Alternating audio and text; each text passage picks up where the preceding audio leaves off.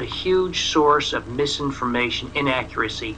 Now, the next leap in understanding comes by way of what I advocate, which is tough to get to, and that is lipoproteins, which is the whole level. Now, if you make that leap, though, everything crystallizes. Everything makes sense. You can see why someone with a low cholesterol gets heart disease. You can see why someone with a high cholesterol doesn't get heart disease. Okay. Because it uncovers. It's like opening the hood on the car. You see everything exposed to broad daylight, and it makes perfect sense. Though it's still in the early days of lipoprotein testing, but it is the new age in identifying causes for heart disease. And again, just about the vitamin D subject, one recommendation as far as what typical male or female should get, especially say in the northern hemisphere, far a little ways away from the equator. Well, this makes life a little bit more tricky, but I advocate that doses of D must absolutely, positively, no doubt whatsoever, be based on blood levels. I know that's a difficulty for a lot of people, but you get the blood work, you find out how much is circulating, and then you know more about how much you should supplement. Exactly, because it's a hormone. Right. And the bigger you are, the more you need. Males require 1,000 units more than females. But let me speak generally, and the average female requires 5,000 units, and the average male requires 6,000 units. That is, if you subscribe to this notion that a vitamin D blood level for health is 60 to 70 nanograms per milliliter, which is higher than some people advocate. Though I remind everybody that if you and I were 25 years old and went to Miami in a small bathing suit and spent a lot of time in the sun, we'd have blood levels of 85, 88, 90, even above 100. Okay. So I take that to mean that it's safe to have levels like that. Okay. Well, thanks for answering that, and I just want to kind of get close to wrapping things up here for you. It's been provided plenty of wonderful information for everyone here tonight.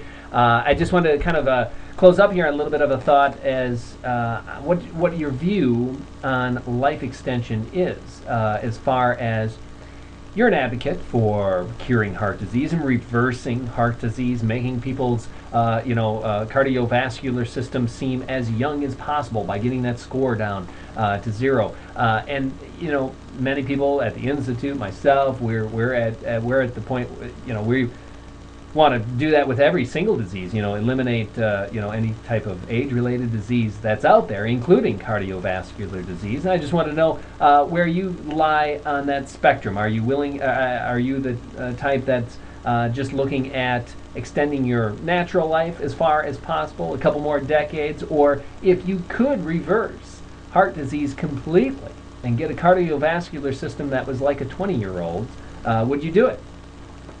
I mean, where do you fit on that spectrum of life extension? Like you and I have talked, I'm struggling to get my arms around the Gray model of sense and prolongation of life and so on.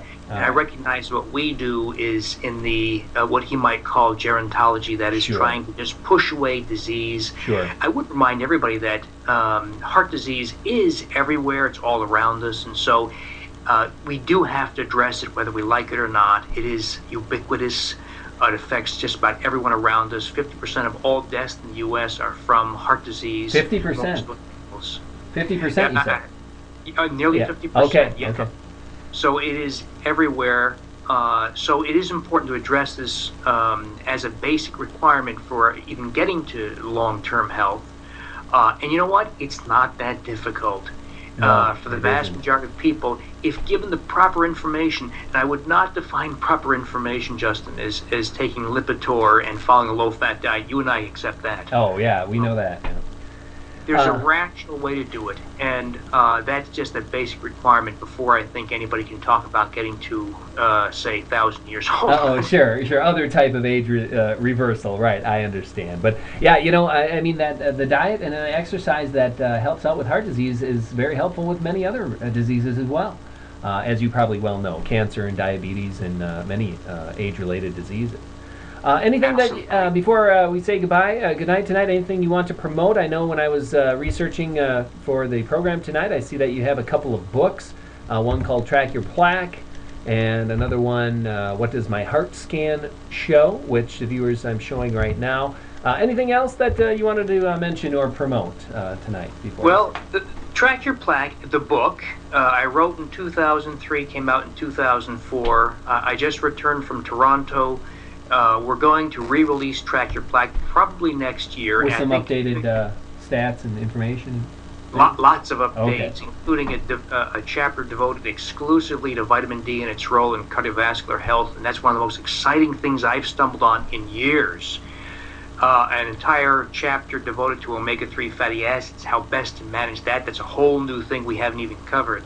And so this will be probably 2009. I'm very excited because it'll be a compilation of all the lessons we've learned in the last 5 or so years, the things that have made this approach bigger, faster, and better.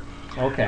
So that's not yet. In fact, before I came on to talk to you and your viewers, I was doing some editing on the new version. So Okay. that's all for next year. Next year, an updated version of Track Your Plaque. Well, let me tell you, Dr. Davis, tonight I learned a lot as well. I'm sure all the viewers did as well. I want to thank you very much for stopping by, and perhaps maybe in the future, maybe when you release the new book next year, we can have you on as a guest once again.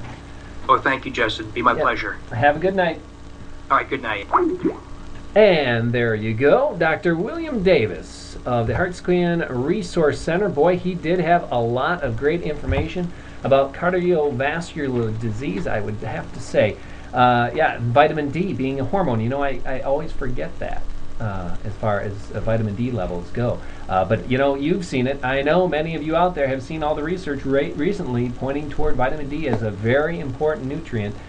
You know, it's not a vitamin, hormone D, maybe we should call it hormone D. A very important thing for health and longevity. Well, I wanted to once again thank Dr. Davis for stopping by this evening, and I also remind everyone, over the next couple of weeks, I do have a couple of great guests coming up on the program as well. Many of you are familiar with Mark Hamalainen. He is heading up mitosense research for the Methuselah Foundation. He's coming up next week. And then, 2 weeks from now, we got Kevin Parrott, a former director of the Immortality Institute, who's now the executive director of the M Prize. If you want to see what's going on with the mice out there, see if anyone's getting close to winning some prize money, extending the lives of mice, or you want to get the latest goings-on of the Methuselah Foundation, he's also the chief operating officer of the Methuselah Foundation. So Kevin Parrott coming up in 2 weeks on September 28th. So I want to thank everyone for stopping by this evening. Be sure to come back again next week, September 21st, for another great program. This will be the official end of the Sunday